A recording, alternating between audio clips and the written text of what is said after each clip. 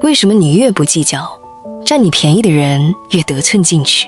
為什麼你越包容，欺負你的人越肆無忌憚？別急着怪自己善良，善良從來不是問題，問題出在你的善良太便宜，便宜到別人不需要付出任何代價就能享用，他們當然不會珍惜，踐踏起來也毫無壓力。真正缺少的是一個成本，這個成本就是你的攻擊性。攻擊性有2種，一種是赤裸裸的暴力，另一種就是这個視頻要說的良性的攻擊性。中文可以叫底線力，英文心理學裡叫 assertiveness， 自信表達。它是成熟的自我保護和爭取資源的方式。這種力量從心理學上講，就是一種健康的、必要的攻擊性。它是你的生命力本身。人沒有攻擊性，就像獅子沒了牙齒，不是溫柔，是虛弱。一個徹底丟掉攻擊性的人，不是好人，是死人，任人宰割的死人。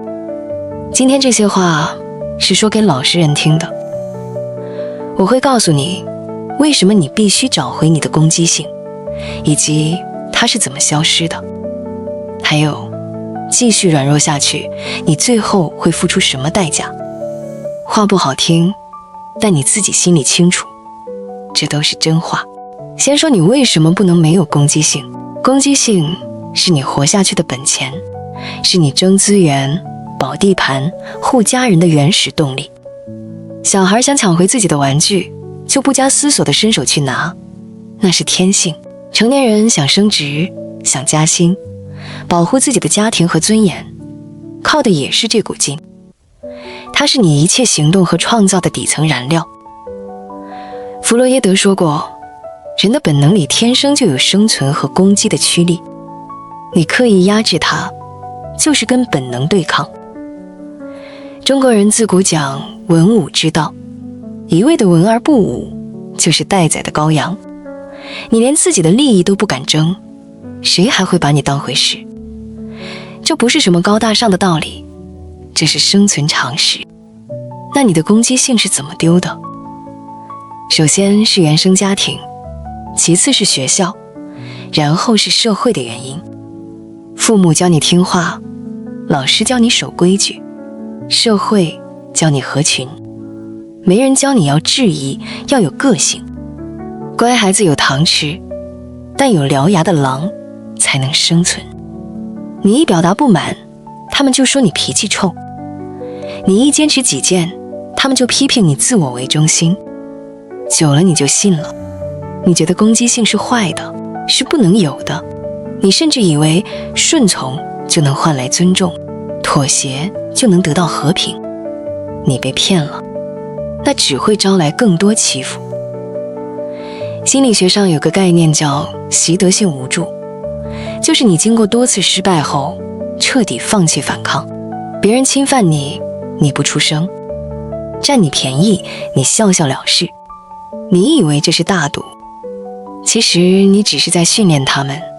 欺負你，沒事。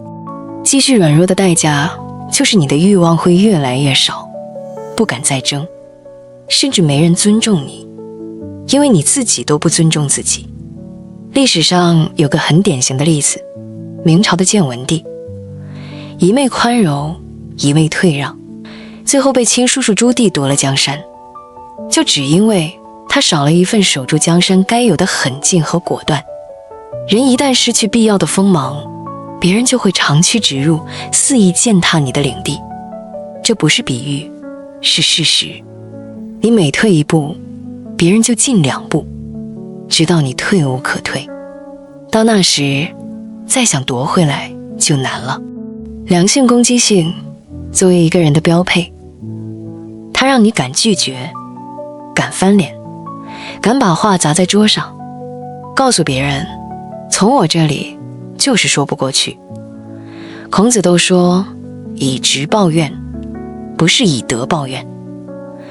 你總覺得爆發衝突很可怕，其實不敢衝突才更可怕。你怕一時尷尬，卻不怕一輩子委屈。這是什麼道理？你知道你為什麼不敢表達不滿嗎？為什麼總被人佔便宜，你還能笑着說沒事嗎？根源就在你從小長大的那個家。一個有稜角、會反抗的孩子，對父母來說太難管了。你會頂嘴，會說不，你甚至想跟誰玩，穿什麼衣服，在很多父母眼裡都叫不聽話，叫造反。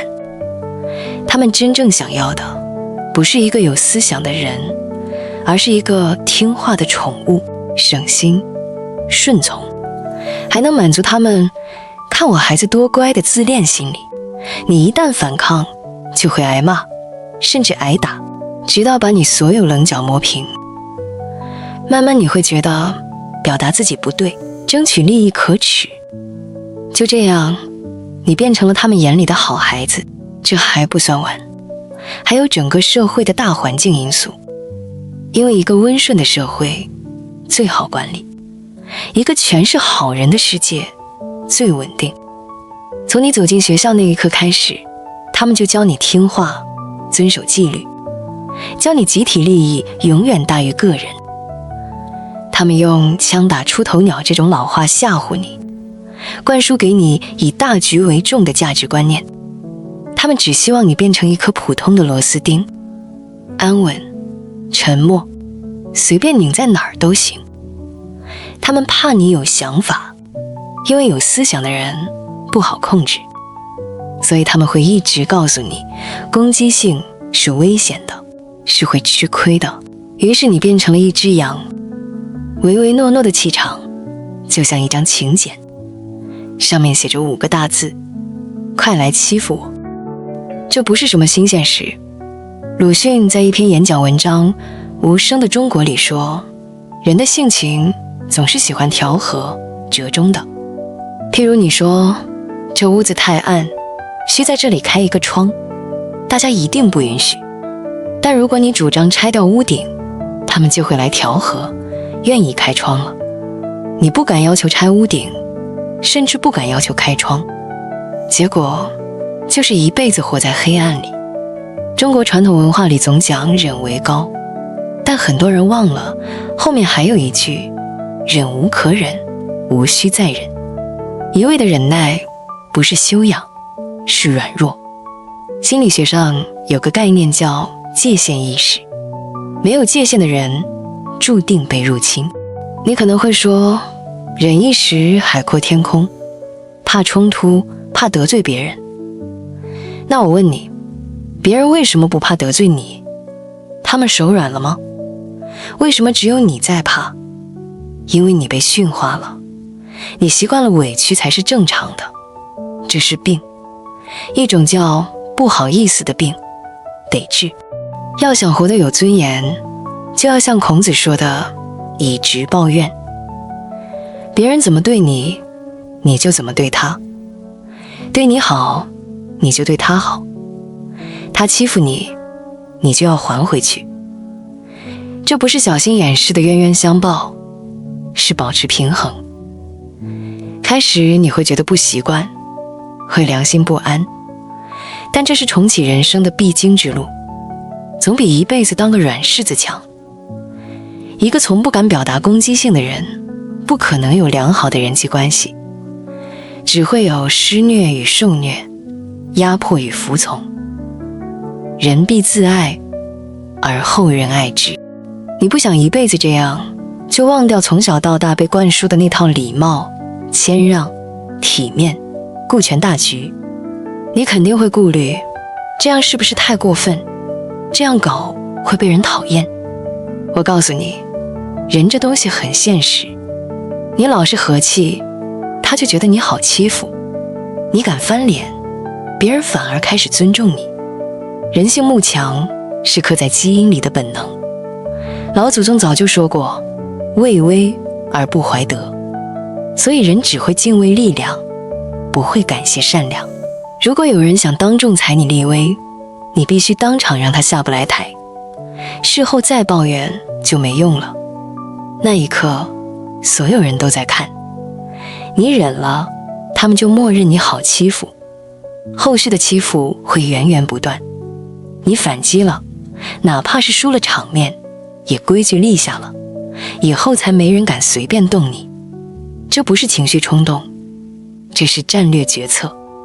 永遠不開火的不是好武器，最好的武器只需要開火一次就夠了。心理學上有個概念叫破窗效應。如果一棟建築的某一扇窗戶被打破，無人修補，用不了多久，這棟建築的其他窗戶也會被陸續打破，甚至會有人闖入建築內塗鴉，肆意破壞。人也是一樣，你忍一次欺負，就等於打破自己的第一扇窗，之後還要忍耐更多的欺負。所以，別再壓抑你的攻擊性。在這個複雜的世界，沒鋒芒的善良就是軟弱。上班被領導無理 PUA， 就冷靜地問他依據是什麼，標準又是什麼。出門遇到小人故意找事，就盯着他眼睛，一字一句告訴他，這事你不占理。逢年過節親戚的明嘲暗諷，你就笑着把他的舊賬也提一提。你只有敢翻臉，才能換來真正的尊重。慈不帶兵，義不經商，情不立事，善不為官。這輩子別人怎麼看其實沒那麼重要。以上就是本期全部內容，看懂點讚，希望對你有用。歡迎訂閱，更多分享，下期再見。